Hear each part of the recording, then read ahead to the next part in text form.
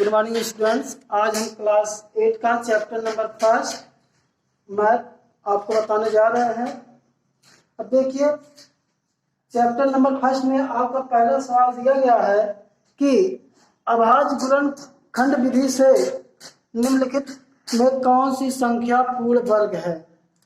तो कहा जा रहा है अभाज्य गुणनखंड विधि से। अभाज्य गुणनखंड, तो आपको अभाज्य गुणनखंड करने से पहले कुछ नियमों को जान लेना आवश्यक है। इससे आपको पता होना चाहिए कि 2 से कौन सी संख्या विभाजित होगी, 3 से कौन सी संख्या विभाजित होगी और 4 से 5 से, तभी तो आप उसका अभाज्य गुणनखंड कर पाएंगे। तो चलिए हम आपको बता रहे हैं कौन सी संख्या 2 से विभाजित होगी। तो देखिए, जिस संख्या के इकाई के स्थान पर 0, 2, 4, 6, 8 0, 2, 4, 6, 8 यानी यदि किसी भी संख्या के इकाई के स्थान पर 0, 2, 4, 6, 8 हो तो वह संख्या 2 से पूरा विभाजित हो जाएगी। अब 3 से आपको बताना है कि 3 से कौन सी संख्या विभाजित होगी। तो 3 से विभाजित होने के लिए नियम है कि दी गई संख्याओं का सम कर दीजिए और यदि सम जो है 3 से विभाजित हो जा रहा है तो वह संख्या 3 से पूरी विभाजित हो जाएगी। जैसे आपको हम दे दिया जाए 3861, बताइए 3 से विभाजित होगी कि नहीं। तो आप क्या करेंगे, पहले दी हुई संख्याओं का सम कर लीजिए। कहने का मतलब 3, 8 + 6 + 1। अब इसको आप जोड़ लीजिए। उसके बाद देखिए वह संख्या जोड़ने की जो संख्या प्राप्त हो रही है वह 3 से विभाजित हो रही है कि नहीं। अगर वह संख्या 3 से विभाजित हो जा रही है तो दी हुई संख्या भी आपकी 3 से विभाजित हो जाएगी। 8 × 3 = 11 और 6 = 17 और 1 = 18 यानी हमारा योग करने से 18 आ जा रहा है और 18 जो है 3 से विभाजित हो जाएगी। इस प्रकार हम कह सकते हैं कि यह जो संख्या दी गई है यह भी 3 से पूरा विभाजित हो जाएगी। अब आता है 4 से विभाजित होने वाली संख्या। 4 से कौन सी संख्या विभाजित होगी। तो अब जो भी संख्या दी गई हो आप इकाई और दोहाई का अंक ले लीजिए। यदि इकाई और दोहाई का अंक मिला करके जो संख्या यहाँ पे बन रही है 24, यदि यह 4 से विभाजित हो जाएगी तो वह पूरी संख्या 4 से विभाजित हो जाएगी। यदि दी हुई संख्या का इकाई और दोहाई अंक 4 से विभाजित नहीं होता है तो वह संख्या जो है 4 से विभाजित नहीं होगी। 5 से नियम है, और किसी भी संख्या के इकाई के स्थान पर 0 या 5 हो तो वह संख्या 5 से पूरा विभाजित हो जाएगी। इसके अलावा कोई भी संख्या विभाजित नहीं होगी। यानी 5 से विभाजित होने के लिए जो संख्या दी जाएगी उसके इकाई के स्थान पर 0 या 5 में से कोई एक संख्या होनी चाहिए। इसके बाद आता है 6 से विभाजित होने वाली संख्या। 6 से वे संख्या विभाजित होंगी जो संख्याएं 3 और 2 और 3 4 2 3 4 से पूरा विभाजित हो जाती हैं, वह संख्याएं 6 से विभाजित हो जाती हैं। 7 के लिए तो कोई नियम है नहीं, 7 से कौन सी संख्या विभाजित होगी, उनको भाग करके ही आपको चेक करना पड़ता है। इसके बाद आता है 8 से विभाजित होने वाली संख्या। 8 से वे संख्याएं विभाजित होती है यदि आपको कोई भी संख्या दिया जाए। जैसे आपको दिया गया है 8248, बताइए यह संख्या 8 से विभाजित होगी कि नहीं। तो आप क्या करेंगे, दाएं तरफ से 3 अंक ले लेंगे यानी सैकड़े तक स्थान को ले लेंगे। तो यह अगर देखेंगे यह 3 अंक 8 से विभाजित हो जाएगी तो यह संख्या भी आपका 8 से पूरा विभाजित हो जाए। यानी आपका 248 को अगर हम 8 से डिवाइड करते हैं तो यहाँ पता चल रहा है कि भाग देने पे कि यह संख्या 3 अंक की जो है 8 से विभाजित हो जाएगी। तो इस प्रकार हम कह सकते हैं कि यह जो दी हुई संख्या है 8248 यह भी 8 से पूरा विभाजित हो जाए। इसके बाद आता है 9 की विभाजिता। 9 की विभाजिता क्या होती है, जिस प्रकार हम 3 की विभाजिता करते हैं कि मतलब दी हुई संख्या के दी हुई संख्या का सम कर लेते हैं। अगर सम आपका 3 से विभाजित हो जाता है तो वह संख्या भी 3 से विभाजित हो जाती है। तो इसी प्रकार आप देखेंगे कि जो संख्या 9 से विभाजित होने के लिए जो संख्या दी गई रहेगी उसको हम क्या करेंगे, जोड़ लेंगे। अगर जोड़ने से जो संख्या प्राप्त होगी, अगर वह संख्या 9 से पूरा विभाजित हो जाएगी तो पूरी संख्या आपकी 9 से विभाजित हो जाएगी। इसके बाद आपका 10 से कौन सी संख्या विभाजित होगी, तो 10 से वही संख्या विभाजित होगी जिसके इकाई के स्थान पे 0 होगा, यानी उसके इकाई के अंत में या लास्ट में आपका 0 आना चाहिए। जिस संख्या के अंत में 0 रहेगा वह संख्या आपसे 10 से विभाजित हो जाएगी। बस इसके पहले हम और आपको कुछ इनका नियम तो आपको याद रखना बहुत ही जरूरी है, क्योंकि यदि आपको विभाज्यता नहीं आएगा तो आप गुणनखंड कर नहीं पाएंगे। जब आपको गुणनखंड नहीं आएगा तो आप आगे नहीं बढ़ सकते हैं, आपके लिए बहुत ज़्यादा परेशानियां बढ़ सकती हैं। हमने और भी आपको आगे कुछ नियम बताए थे कि किसी भी संख्या का वर्ग करते हैं तो कौन सी संख्या इकाई के स्थान पे कौन सा अंक आता है। तो एक बार हम आपको फिर से रिपीट कर देते हैं कि हम किसी भी संख्या का वर्ग करते हैं तो इकाई के स्थान पे क्या आता है। तो हमने आपको बताया था किसी भी संख्या के इकाई के स्थान पे 2 या 8 हो और हम उस संख्या का वर्ग करते हैं तो इसके इकाई के स्थान पर 4 आता है। इसी प्रकार हमने बताया था किसी भी संख्या के इकाई के स्थान पर 4 या 6 हो और हम उसका स्क्वायर करते हैं तो हमेशा 4 और 6 है और उसका हम स्क्वायर करते हैं तो इकाई का अंक क्या आता है, 6 आता है। चलिए आगे देखिए, किसी संख्या के इकाई के स्थान पर 3 या 7 हो और उसका हम वर्ग करते हैं तो उसका जो इकाई का अंक होगा वह क्या होगा, 9 होगा। अगला नियम है किसी भी संख्या के इकाई के स्थान पे 5 क्या हो, 5 हो और उसका हम वर्ग करते हैं तो उसका लास्ट डिजिट जो होगा वह भी क्या होगा, 5 ही होगा। और किसी भी संख्या के अंत में 0 हो और उसका स्क्वायर किया जाए तो अंत में क्या कौन सी संख्या आएगी, तो वह भी क्या होगी, 0 ही होगा। जैसे यदि हम 10 का स्क्वायर करते हैं तो 10 में 10 का अगर हम मल्टीप्लाई करते हैं तो हो जाता है 100। तो देखिए यहाँ भी आपका 0 आया। तो इस प्रकार यदि इन सब नियमों का आपको अच्छी तरह से ज्ञान है तो आपको सवाल लगाने में बहुत ही हेल्पफुल होगा। तो चलिए हम अब आते हैं अपने चैप्टर पर, चैप्टर नंबर 1.1 क्लास 8 का है। तो पहला सवाल आपको कहा जा रहा है, क्या कहा है कि अभाज्य गुणनखंड विधि से निम्नलिखित में से कौन सी संख्या पूर्ण वर्ग है। तो आपको कहा जा रहा है कि अभाज्य गुणनखंड करिए, उसके बाद बताइए कि संख्या पूर्ण वर्ग है कि नहीं।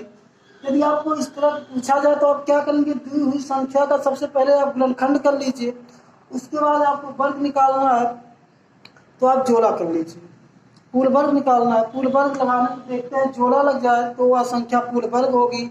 अगर आपका जोड़ा नहीं लगता है तो वह संख्या पूर्ण वर्ग नहीं होगी। चलिए हम एक एग्जाम्पल देते हैं, आपको समझाते हैं। सबको दिया गया 884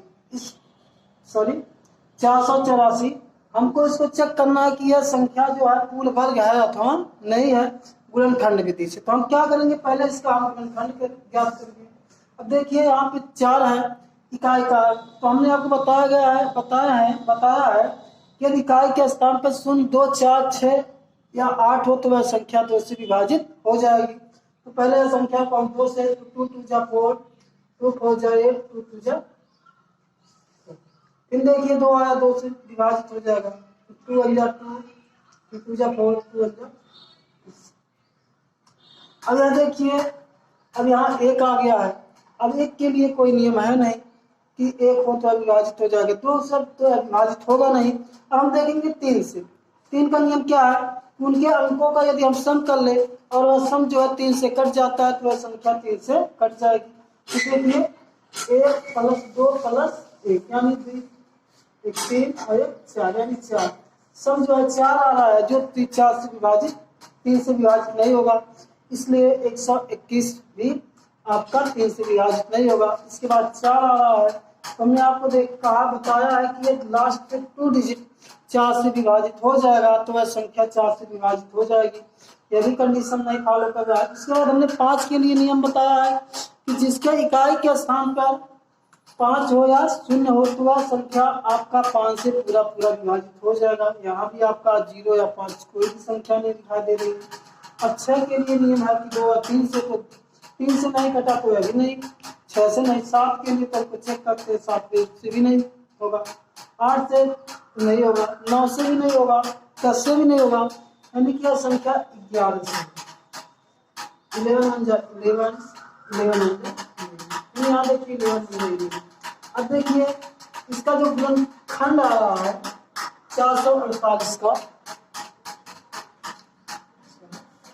इसे देखिए 484 का जो गुणनखंड है वह क्या है, 2 मल्टीप्लाई 2। देखिए यदि हम इसका जोड़ा लगा रहे हैं तो इसका जोड़ा लग जा रहा है। इस प्रकार हम कह सकते हैं कि यह संख्या पूर्ण वर्ग है। यदि यही गुणनखंड करके हम इस संख्या के से 2 का जोड़ा लगाए हैं 2 का, अगर जोड़ा लगाने पे जोड़ा उसका नहीं बनता तो हम कह देते हैं कि यह संख्या पूर्ण वर्ग नहीं है। चलिए एक सवाल और हम देखते हैं कि संख्या पूर्ण वर्ग है कि नहीं है। आपको दिया गया 286। अब इसका गुणनखंड पहले आप करिए, उसके बाद देखिए 2 हो जाएगा 2। अब यह देखिए, अब यह किससे कटेगा, 2 से तो कट गया, आता है 2 3 से। अब देखिए यहाँ पे आ गया 3, इकाई के स्थान पे 3 आ गया, तो 2 से तो कटेगा नहीं, क्योंकि 2 के लिए नियम है कि जिसके इकाई के स्थान पे क्या हो 2 4 6 8, इनमें से कोई भी संख्या होनी चाहिए, लेकिन इन 5 संख्याओं में से कोई भी संख्या यहाँ नहीं है, इसलिए यह 2 से विभाजित नहीं होगी। इसके बाद हमने आपको बताया 3 के लिए कि अंकों को जोड़ लीजिए, तो जोड़ने पे 1 और 4 5 हो जाएगा, 5 3 8, 8 जो 3 से विभाजित नहीं होगा। अब 4 देखते हैं लास्ट 2 डिजिट, अभी 4 से भी नहीं विभाजित होगा। 5 के लिए नियम है कि इकाई के स्थान पे 0 या 5 होना चाहिए, जो नहीं है, यानी 6 से भी नहीं होगा। तो 7 से देखते हैं, 7 से भी नहीं होगा, यानी कि जो संख्या है आपका 143।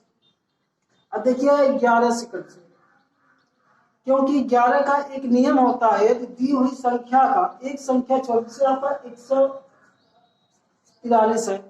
11 का एक नियम होता है कि एक संख्या छोड़कर एक इसे अगर जोड़ते हम देखते हैं, यदि उनका जो योग हो वह दूसरी मतलब विषम अंकों का योग सम संख्या के अंकों के योग के बराबर होगा, तो वह संख्या 11 से कट जाएगी। अब यहाँ देखिए, जैसे यहाँ सम संख्या वाले विषम संख्या पे 1 है और यहाँ विषम संख्या पे 3 है।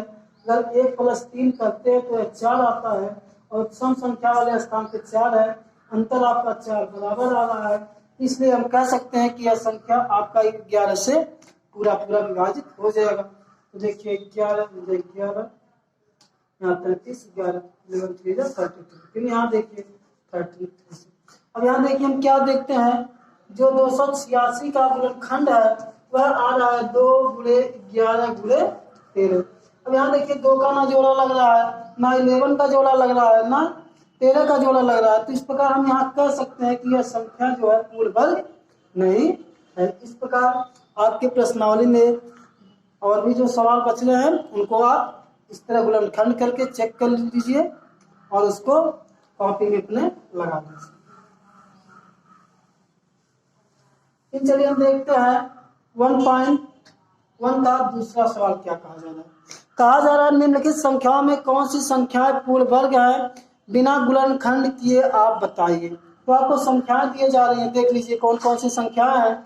जैसे है नंबर 1 संख्या है 6548, सॉरी 6458। दूसरा संख्या है 51076।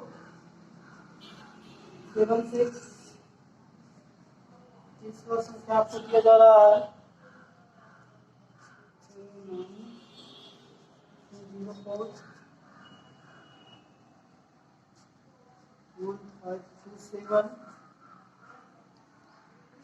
2।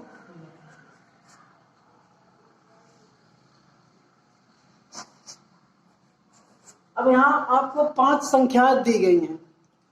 अब आपको इसका बिना गुणनखंड किए ही आपको बताना है कि यह संख्या जो है पूर्ण वर्ग है अथवा नहीं। तो इसके लिए हमने आपको नियम बताया था एक, कि जिस भी संख्या के इकाई के स्थान पर, जिस संख्या की इकाई के स्थान पर 2, 3, 7 या 8, इन चारों संख्याओं में से कोई भी संख्या इकाई के स्थान पे होगा तो वह संख्या पूर्ण वर्ग नहीं होगा। तो इस नियम की सहायता से हम बता सकते हैं कि कौन सी संख्या पूर्ण वर्ग है, कौन सी संख्या पूर्ण वर्ग नहीं है। अब यहाँ देखिए, यहाँ इकाई के स्थान पे पहले सवाल में 8 आया है जो कि इन संख्याओं में से है, तो यह संख्या पूर्ण वर्ग नहीं है।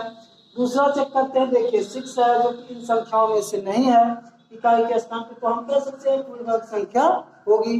तीसरा सवाल 4 है, इकाई के स्थान पर इन संख्याओं में से नहीं है, तो हम यह कह सकते हैं कि संख्या पूर्ण वर्ग होगी। अब यहाँ देखिए लास्ट में लास्ट जो इकाई का स्थान है 7 है, इन संख्याओं में से है, तो यह संख्या पूर्ण वर्ग नहीं है। अब यहाँ फिर लास्ट में इकाई का स्थान 9 आया है, तो इन संख्याओं में से नहीं है, इसलिए हम कह सकते हैं कि यह संख्या आपका पूर्ण वर्ग है। तो देखिए यह नियम आपके लिए कितना सहायक सिद्ध हुआ इस सवाल के लिए। बिना आप इसका गुणनखंड किए ही बता दिए कि यह संख्या जो है पूर्ण वर्ग है या नहीं है। तो यह नियम बहुत ही आवश्यक है, बहुत ही इम्पोर्टेंट रूल है। किसी भी जिस संख्या के इकाई के स्थान पर 2, 3 या 7 और 8, इन दोनों में, इन चारों संख्याओं में से कोई भी संख्या इकाई के स्थान पे होगी तो यह संख्या पूर्ण वर्ग नहीं हो सकती। चलिए अगला सवाल देखते हैं। तीसरे पॉइंट में क्या कहा जा रहा है आपको?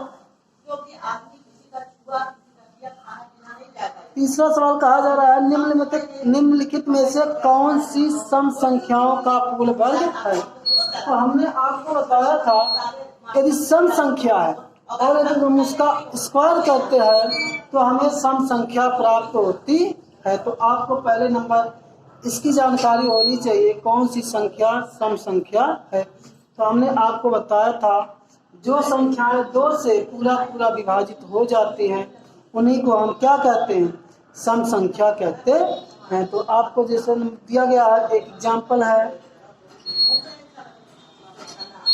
1296। अब यह देखिए कहा जा रहा है कि यह सम संख्या का वर्ग है कि नहीं है।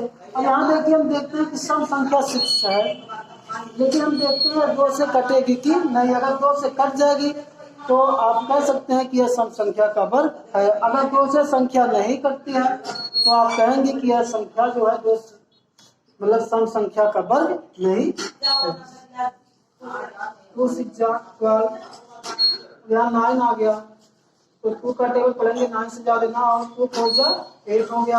8 में 9 में से 8 गया 1, एक डिजिट नीचे 16 हो गया, 2 8 जा 16। अब यहाँ देखते हैं कि यह संख्या जो है 1296 2 से पूरी विभाजित हो जा रही है, इसलिए हम कह सकते हैं कि यह जो संख्या है सम संख्या का वर्ग है। इसी प्रकार हम चेक कर सकते हैं कि पहले चेक करेंगे कौन सी संख्या सम संख्या है कि विषम संख्या है। अब दूसरा सवाल है 128।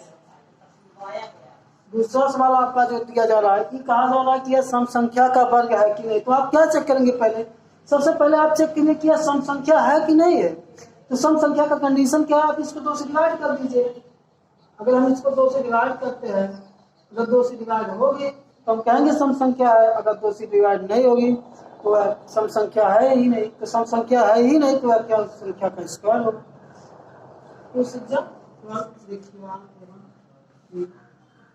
अब यहाँ देखिए रिमाइंडर आ रहा है आपका, शेष बच रहा है, यानी यह जो संख्या है सम संख्या नहीं है। जब यह सम संख्या ही नहीं है तो यह सम संख्या का वर्ग भी नहीं हो सकता है।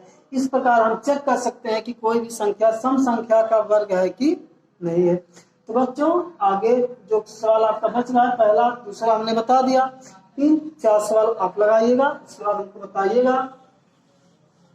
कि सर सम संख्या है कि नहीं, सम संख्या का वर्ग है कि नहीं। तीसरा सवाल आपसे कहा जा रहा है निम्नलिखित संख्याओं में से कौन सी संख्या विषम संख्या का वर्ग है। तो हमने आपको इसके लिए भी एक नियम बताया था कि विषम संख्याओं का वर्ग हमेशा क्या होता है, विषम संख्या ही होती है। तो आप दी गए जो संख्याएं हैं उनमें से देखेंगे कि कौन सी संख्या विषम संख्या है। तो विषम संख्या पहचानने के लिए हमने आपको नहीं बताया है कि आप इस संख्या को क्या कर देंगे, 2 से डिवाइड कर देंगे, 2 से आप इसको जब भाग देंगे तो यदि आपको शेष आ रहा है तो वह संख्या विषम संख्या होगी, और यदि आपका शेष नहीं आ रहा है तो वह संख्या सम संख्या होगी। चलिए हम एक एग्जांपल देते हैं। जैसे दिया गया 961, यह कहा जा रहा है आप बताइए कि यह विषम संख्या का वर्ग है कि नहीं। तो आप पहले इसको चेक कर लीजिए सम संख्या की विषम संख्या। सबसे पहले हम क्या करेंगे, 961 को 2 से डिवाइड करेंगे यानी भाग करेंगे। तो देखते हैं 2 4 जा 8 हो जाएगा, 1 यहाँ 2 8 जा 16, यहाँ 0 2 आ गया,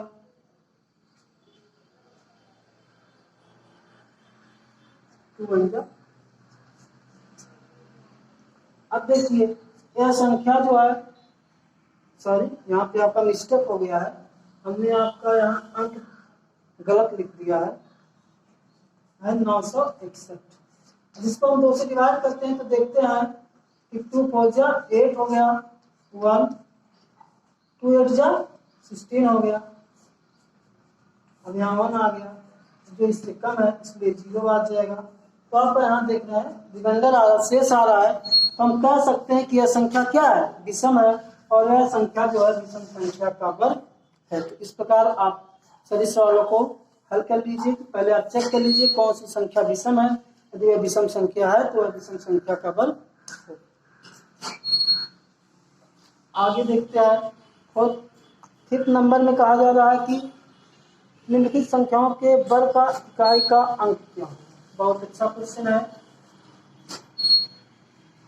पहला सवाल है 272, दूसरा क्वेश्चन है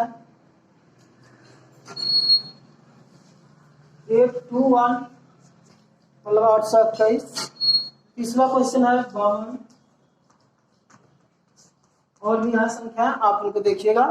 हमने आपको नियम बताया है कि यदि किसी भी संख्या के से आपको 200 बात कर देते हैं। अब यहाँ आपसे कहा जा रहा है कि यदि हम इस संख्या का वर्ग करेंगे तो इकाई का अंक क्या होगा। अब कहा जा रहा है 272 का हम वर्ग करेंगे तो आप इसका बिना गुणनखंड किए आपको बताना है कि इसके इकाई का अंक क्या होगा। जैसा कि इसके पहले हमने अभी आपको जस्ट कुछ मिनट पहले ही बताया है कि किसी भी संख्या के इकाई के स्थान पे यदि 2 हो या 8 और हम उसका वर्ग करेंगे तो उसके जो इकाई का स्थान होगा क्या होगा, 4 होगा। इस प्रकार हम इस सवाल के लिए कह सकते हैं कि इसका इस संख्या का वर्ग करने पर इकाई का अंक हमको 4 मिलेगा, क्योंकि यहाँ इकाई के स्थान पे कितना है, 2 है। फिर हमने आपको एक नियम और बताया है, यदि किसी भी संख्या के इकाई के स्थान पे 1 हो या ना हो और उसका हम वर्ग करते हैं तो हमेशा क्या प्राप्त होता है, हमको 1 प्राप्त होता है। इस प्रकार हम दूसरे भी क्वेश्चन को बिना हल किए बता सकते हैं। और तीसरा क्वेश्चन है, इसको बदल लीजिए, इसको हमने बता दिया। मान लीजिए 5 9 to 925 है।